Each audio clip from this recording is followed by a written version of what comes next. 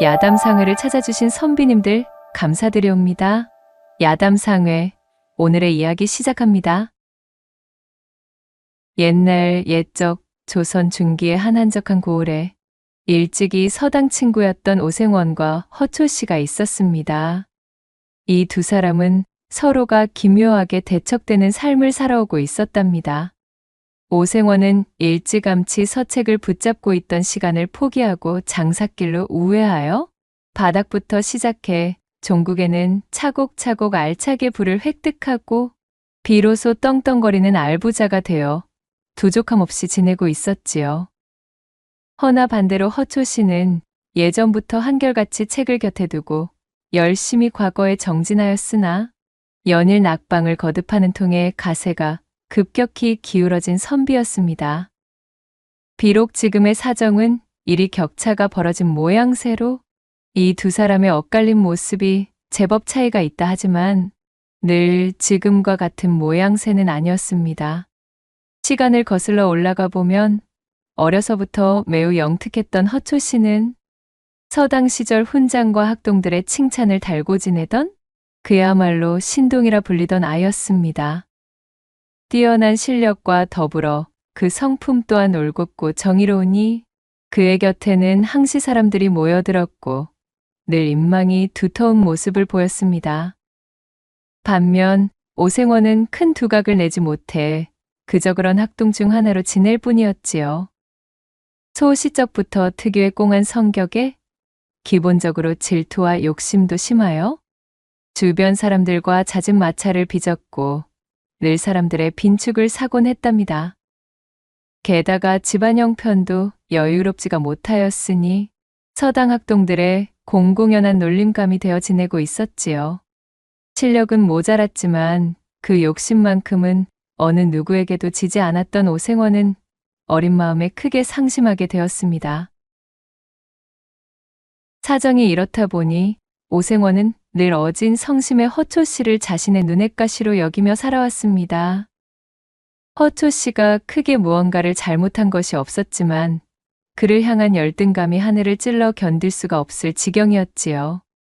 오생원의 그런 마음을 일절 알지 못했던 심성착한 허초씨는 집안이 어려웠던 오생원을 물심양면 아낌없이 도와주곤 하였습니다. 허나 자존심이 대단했던 오생원은 이것마저도 굉장한 치욕으로 다가왔습니다. 허초씨의 조건 없는 경제적인 원조가 자신의 살림에 도움은 되었으나 허초씨에 대한 감사의 마음보다는 열등감만 더 키우는 원인이 되었으니까요. 그는 자신의 집안 형편이 어려워 허초씨의 도움을 받아야 하는 현실이 너무도 비참했습니다. 장성하면 기필코 허초씨를 뛰어넘는 사람이 되어 그의 머리 꼭대기 위에서 복수를 하리라 다짐하며 이를 악물었지요. 오생원의 이런 속마음도 모르는 허초씨는 그저 그를 깊은 친구로 대했고 언제나 제 곁에 두고 힘을 보태주며 지냈습니다. 시간은 점점 더 흐르게 되었고 학동의 신분을 벗어난 두 사람은 어느덧 무럭무럭 성장하여 각자가 가정을 꾸리게 되었습니다. 물론 그러는 동안에도 오생원은 허초씨가 마음에 둔 교수에게 먼저 혼담을 보낸 뒤 그녀를 욕보이고 소박 놓는 것으로 허초씨의 혼삿길을 막아서는 등 금수만도 못한 못된 짓을 서슴지 않았습니다. 그리고 이때부터 시간을 보내면 보낼수록 두 사람의 살림살이 격차가 눈에 띄게 벌어지기 시작했답니다. 어려서부터 이를 악물고 결심한 것이 있어 돈이 되는 일이라면 그 어떤 더러운 일도 마다 않던 오생원은 진작에 장사의 길에 서서 약삭빠른 자신의 재능을 꽃피웠습니다. 그는 어두운 돈, 눈먼 돈, 더러운 돈 구분 없이 끌어다 모으며 바닥부터 올라와 차곡차곡 부를 축적하고 있었습니다. 돈을 향한 오생원의 집념은 실로 무서울 정도였어요. 그는 두 번 다시 형편이 넉넉지 못한 시절로는 돌아가기 싫다는 듯 악착같이 돈을 쫓고 있었습니다. 그 반면 신동 소리를 들으며 자랐던 허초씨는 중요한 순간의 관문마다 고배를 마시며 톳이 신세를 벗어나지 못하는 중이었지요. 이후로는 그 넉넉하던 갓에마저도 점차 기울어만 갔고 어느새 톳이라는 허울뿐인 초라한 감투만이 남게 되었습니다. 허초 씨가 그렇게 일이 제대로 풀리지 않고 주춤하는 사이 먼 발치에서 그의 소식에 귀를 쫑긋 기울이고 있던 오생원은 그의 앞에 닥친 불행과 흉사에 날마다 쾌재를 불렀지요. 이거 듣자하니 허초시 그놈의 가세가 기울어 이제는 과거 시험을 보기 위해 한양에 오를 노자조차도 마련하기가 힘들어졌다지? 그거 참 듣던 중 반가운 소리로구먼? 거 아주 꼴 좋다. 오생원은 허초 씨의 몰락이 마치 어릴 적부터 염원해오던 자신의 목표를 이룬 듯 그저 반갑기만 한 것이었습니다. 오생원은 그날 밤 기쁨을 감추지 못하고 돈을 잔뜩 풀어 기녀들을 데려온 뒤 연회로에서 흥청망청 뒤섞여 놀며 옷가지들이 흠뻑 젖은 기녀들을 품에 안고 방탕한 노름을 이어가며 삼경을 지새웠지요. 이렇게 장성한 두 사람의 운명이 서로 엇갈린 가운데 이제 오생원이 허초 씨보다 갖추지 못한 유일한 부분은 후사의 연이 없던 무자식의 자신과는 달리 허초 씨에게는 떡두꺼비 같은 아들이 있다는 것. 그 하나뿐이었습니다. 그럼에도 욕심을 거두지 못했던 오생원은 여전히 허초 씨를 마음에 두고 명분 없는 적개심을 버리지 않았지요.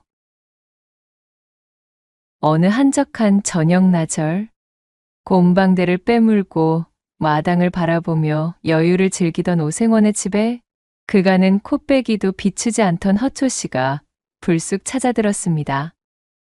예상하지 못했던 허초 씨의 방문에 오생원이 눈을 흘기며 귀고만장 비꼬는 투로 입을 열었답니다.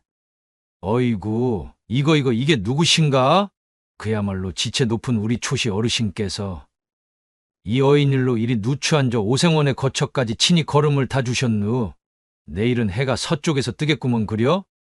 이 같은 오생원의 빈정거림에도 허초 씨는 화를 내기는커녕 허어 웃으며 그에게 대답하는 것이었습니다.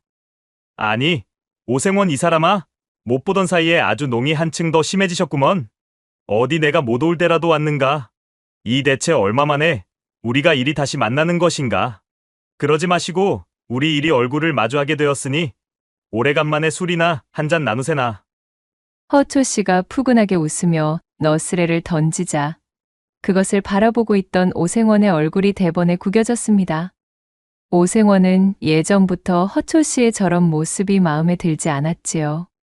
자신이 기를 쓰고 뱉어내는 모진 소리에도 허초 씨는 마음에 생채기 하나 나지 않아 보였습니다. 그 호방하고 대범한 성품이 속 좁고 질투 많은 오생원의 속을 더욱 헤집어 놓는 것이었습니다. 오생원은 크게 헛기침을 하고는 마지못해 하인을 호출하여 술상을 차려오라 역정을 냈습니다. 괜시레 짜증을 받은 하인은 돌아서며 욕지기를 중얼거렸고 한참이 지난 후 부엌대기 하녀 하나가 조촐한 술상을 차려와 두 사람의 앞에 내려놓았지요.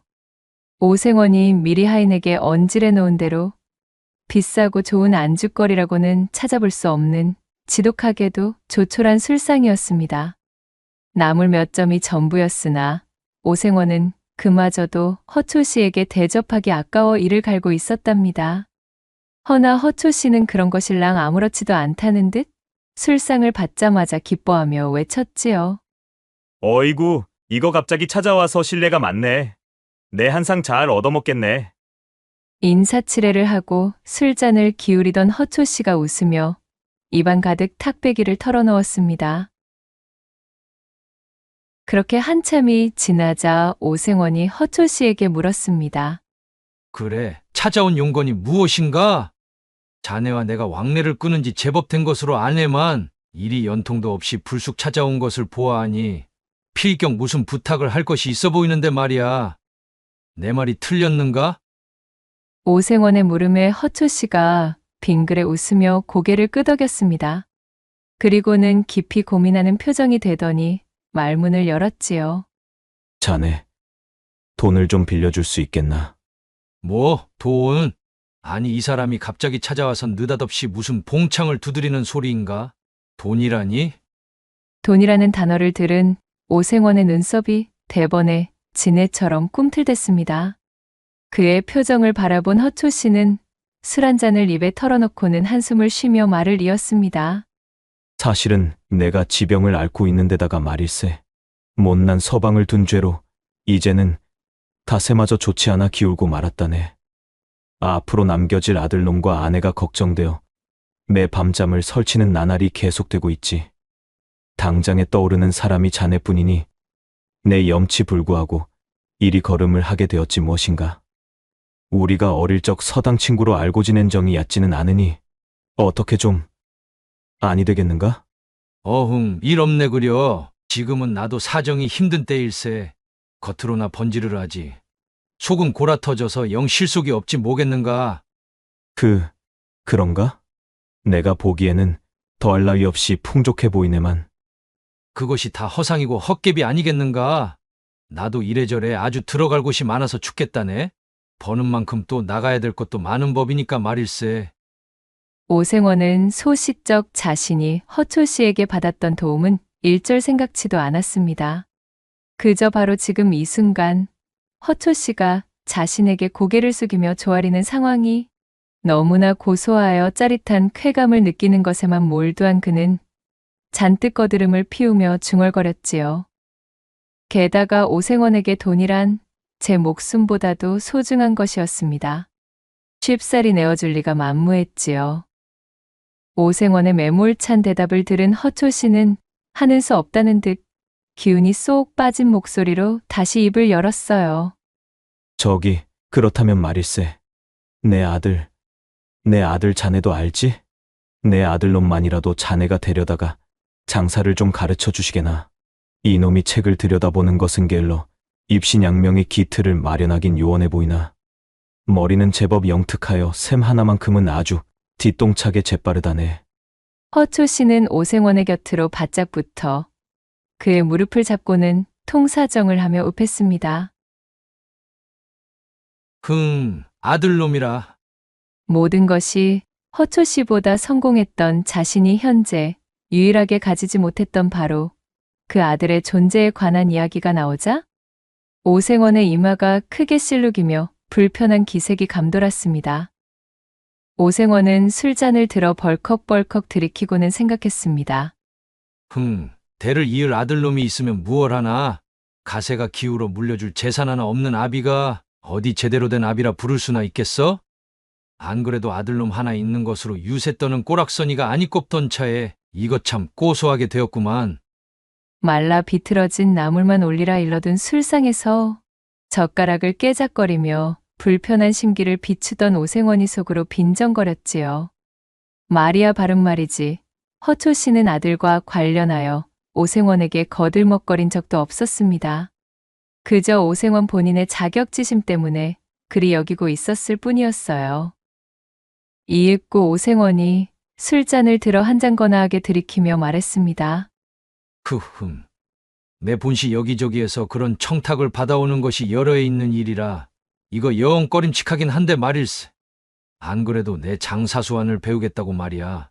전국 팔도서 값비싼 폐물을 싸들고 찾아오는 자들이 어디 한둘이어야 말이지. 오생원은 잔뜩 배짱을 튕기며 거드름을 피우고 있었지만 내심 속으로는 쾌재를 부르고 있었습니다. 그도 그럴 것이 오생원이 언젠가 한번 만난 적이 있었던 허초 씨의 아들 천석이는 허우대가 훤칠하고 매력적인 사내였습니다. 게다가 타고나기를 장사의 힘도 좋아 무거운 짐도 척척 지는 모습을 자주 보았던 터였지요. 자신의 곁에 붙이고 장터를 다니면 안 그래도 견제가 심했던 다른 장돌뱅이 장사꾼들의 불필요한 시비가 붙을 일도 없을 것이었습니다. 뿐만 아니라 천석이에게 무거운 장삿짐 보따리를 넘기면 그간 오생원이 손수짐을 이고 다니며 기진맥진 힘을 빼던 고된 경험들도 더 이상 겪을 필요가 없었습니다. 천석이에게 넘겨버리면 장사길에 나서며 짊어질 수고스러움도 모두 덜 수 있었지요. 귀찮고 힘이 드는 여러 자비를 천석이에게 다 떠넘기고도 장사 소환을 전수한다는 핑계로 품삯 한 푼 줄 필요조차 없었으니 이 얼마나 남는 장사 아니었겠어요. 그중 오생원의 마음을 사로잡은 으뜸의 이유는 뭐니 해도 자신이 늘 열등감을 품고 있던 허초 씨의 아들을 자신의 밑에 두고 하인마냥 부릴 수 있다는 짜릿하기 그지없는 승리감이었습니다. 정말이지 이것보다 더 신명나는 이유는 찾기가 힘들었지요. 어린 시절 허초 씨를 보면서 가졌던 그 모든 질투와 자격지심이 한 방에 날아가는 듯한 기분이었습니다. 여기까지 생각이 미쳤던 오생원은 큰 선심을 쓰듯 팔짱을 끼고 허초 씨에게 말했답니다. 정이 자네의 뜻이 그러하다면 내일부터 천석이를 우리 집으로 보내보시게. 내 자네가 하도 간곡한 성의를 보이기에 청을 들어주도록 하겠네만 이 장사라는 것은 말일세 쉽지만은 않은 길일게야. 각오 단단히 하시고 보내는 것이 좋을 것이란 말일세. 아이고, 참으로 고맙네, 고마워. 내 자네의 이 호의는 결단코 잊지 않음세. 허초 씨는 오생원의 속마음을 아는지 모르는지 연신 그에게 고개를 숙이며 감사를 표했습니다.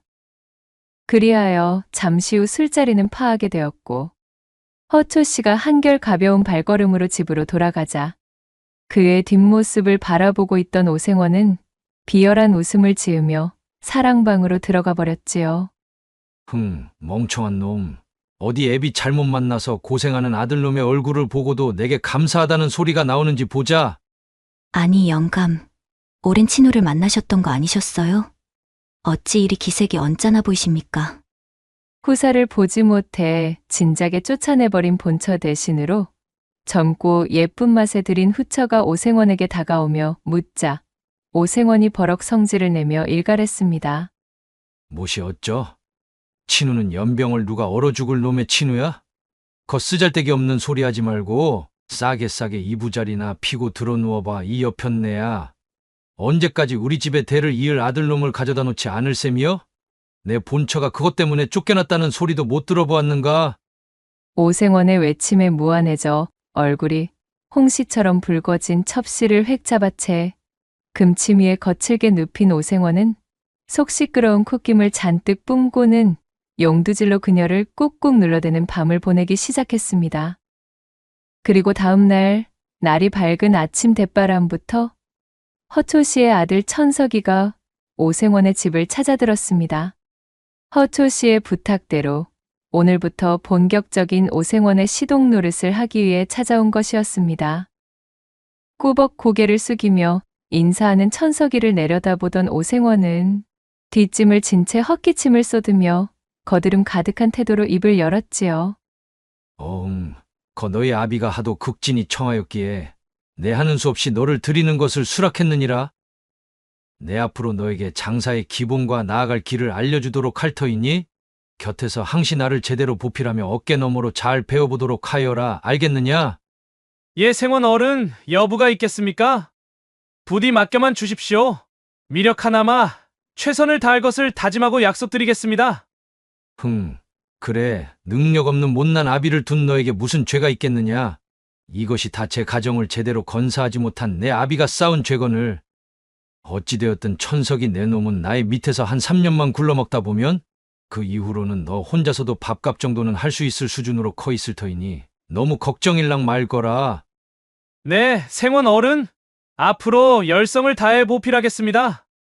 오생원이 마치 들으라는 듯 자신의 아비를 면전에서 대놓고 욕보임에도 천석이는 별다른 반응 없이 듬직하게 인사를 올리며 결의에 찬 눈을 보였습니다. 그런 천석이를 흘끔 흘겨보던 오생원은 마땅찮은 눈빛으로 몸을 획 돌려 마당 안쪽으로 들어가 버렸지요.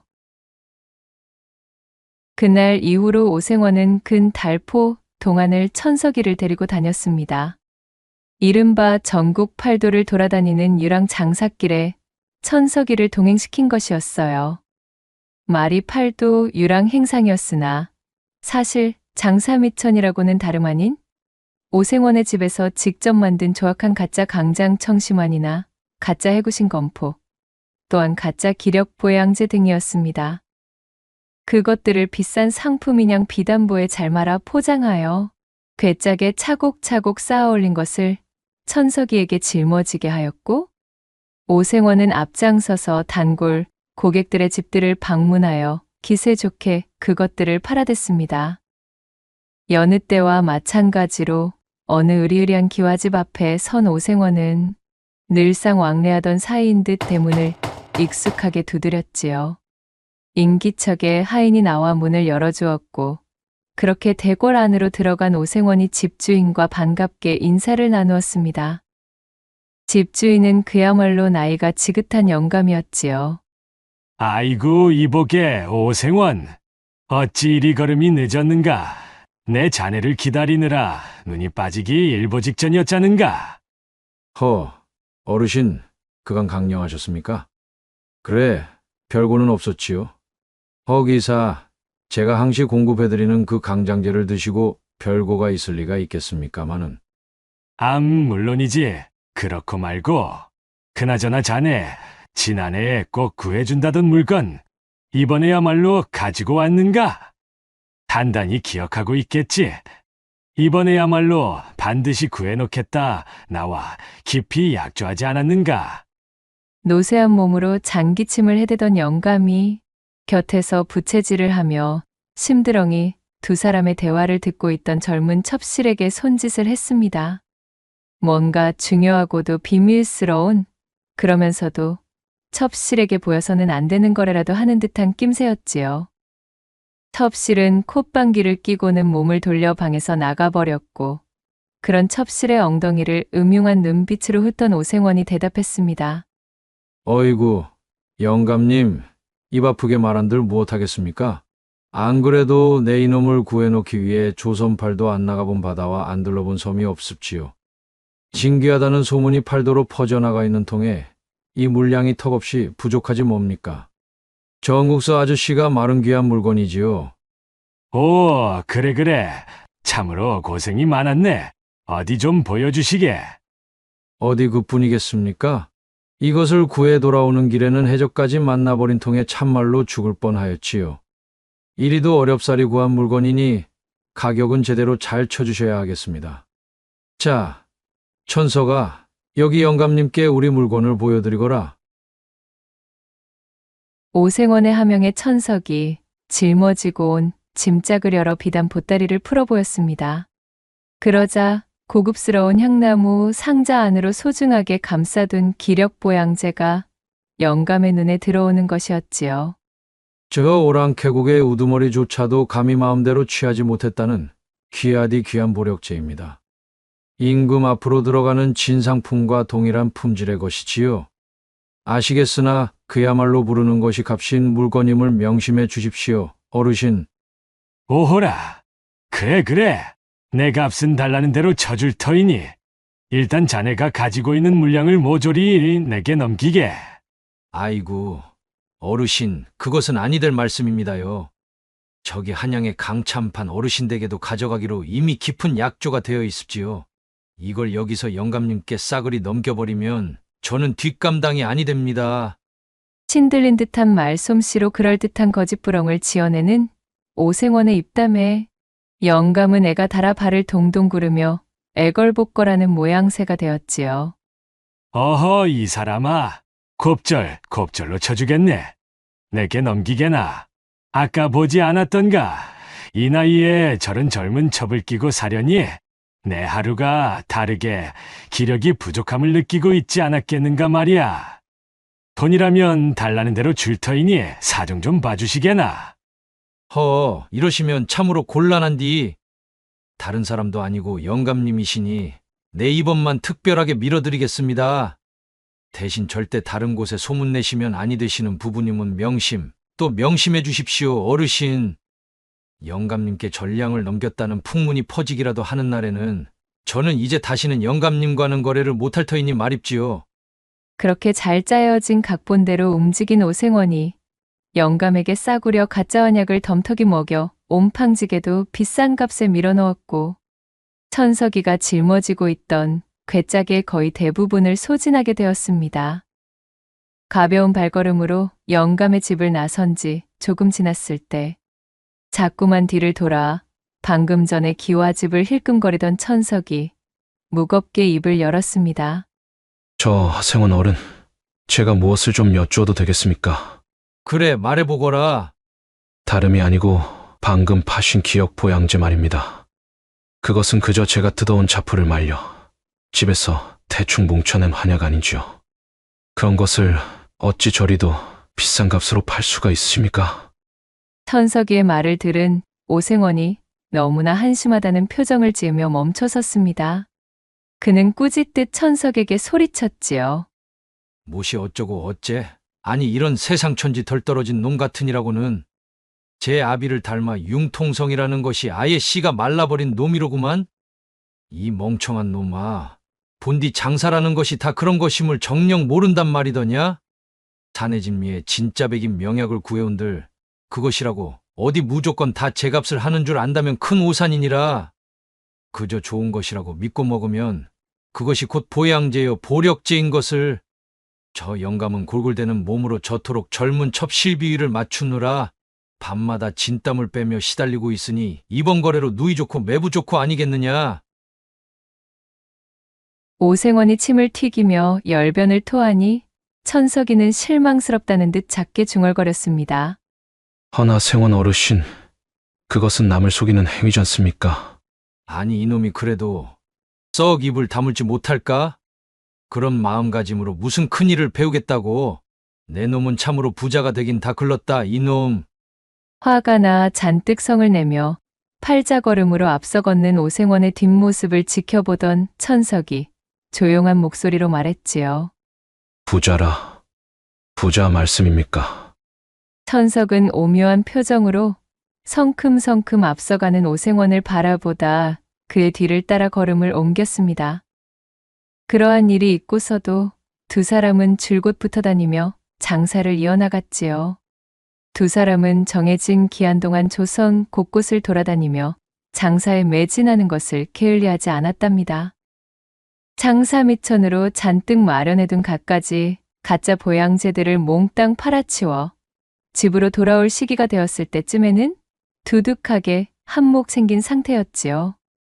준비한 물건을 모두 팔아치우고 집으로 돌아오는 길에 위치한 나루터에서 오생원의 장기침이 유독 심해지는 것이 느껴졌습니다.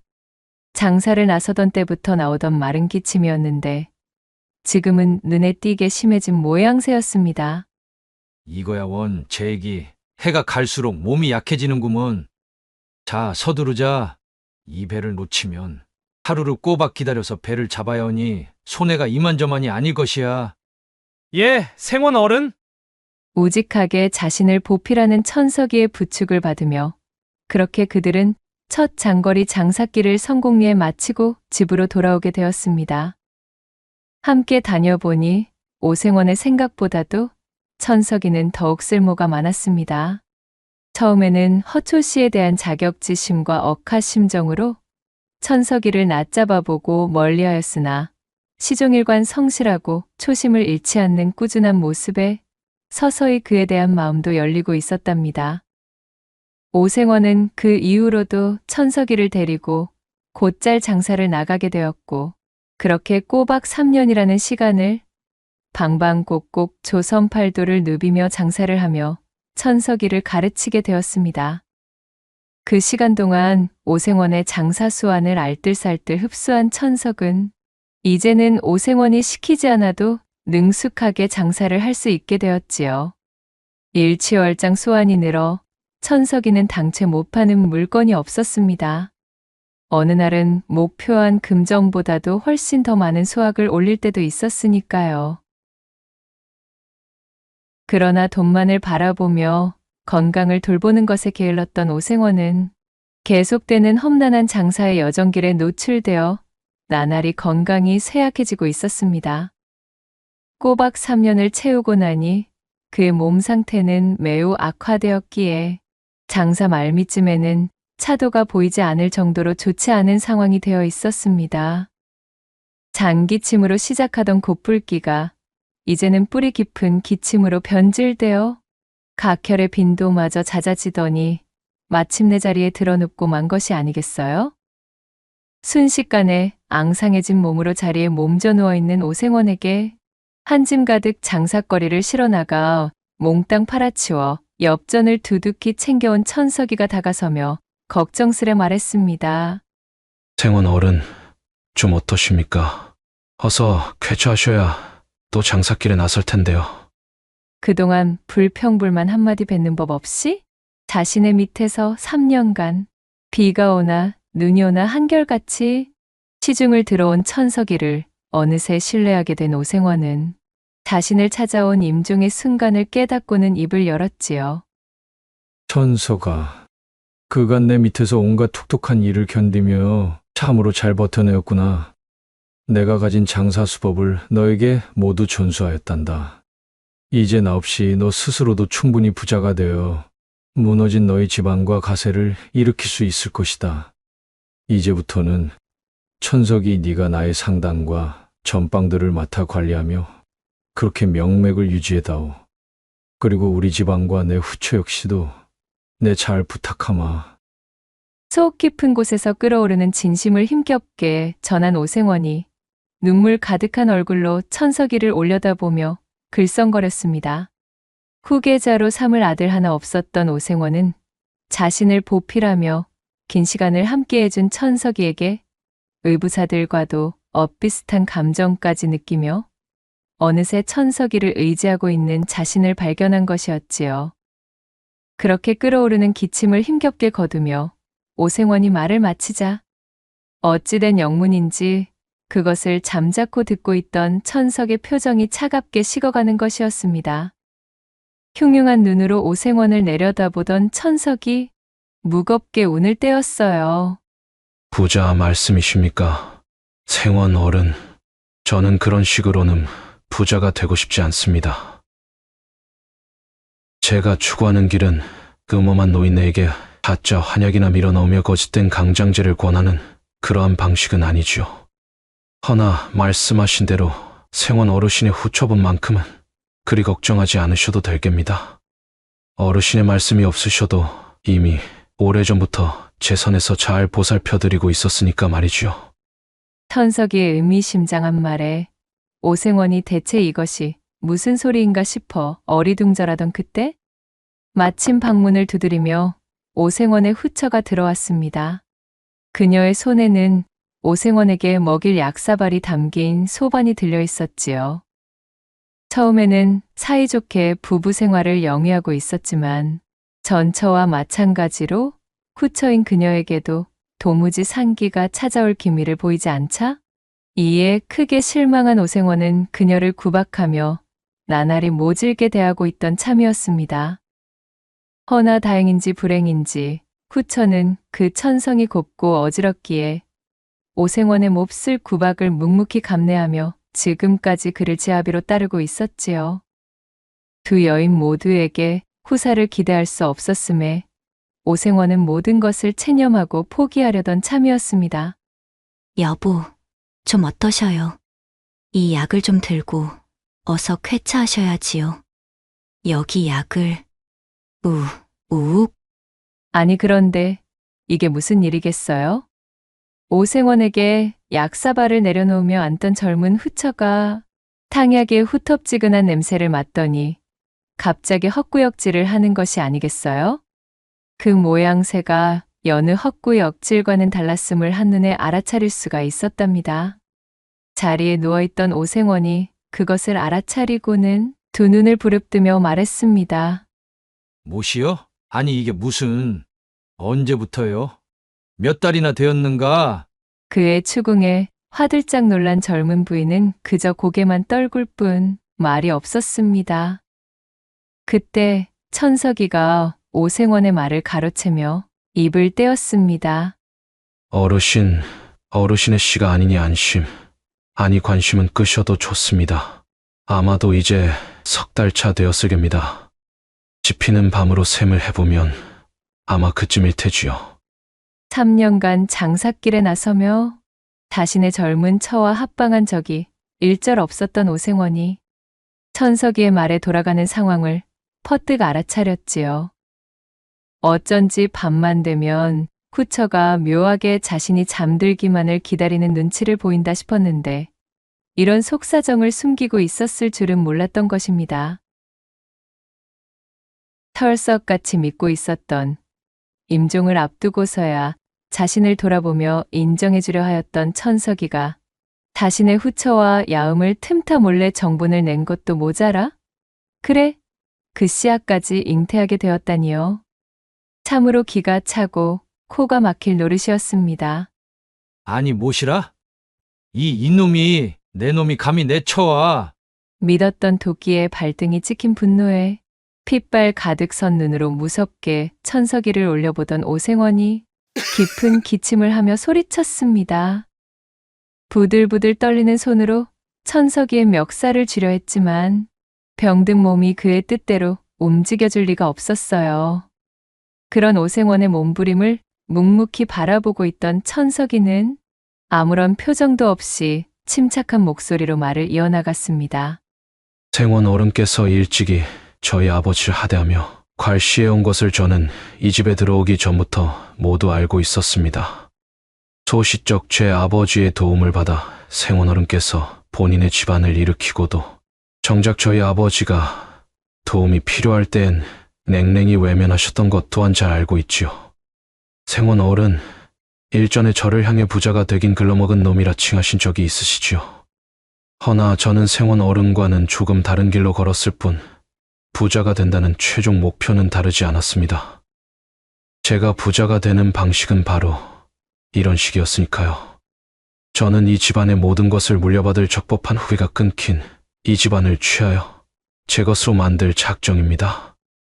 여기 있는 어르신의 후처와 새살림을 차려 뱃속에 있는 아이와 함께 가정을 꾸려서 말이죠.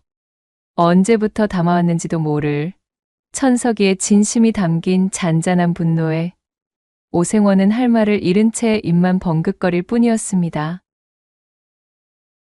그의 황망한 눈빛을 내려다보며 천석이 마지막 말을 뱉었습니다.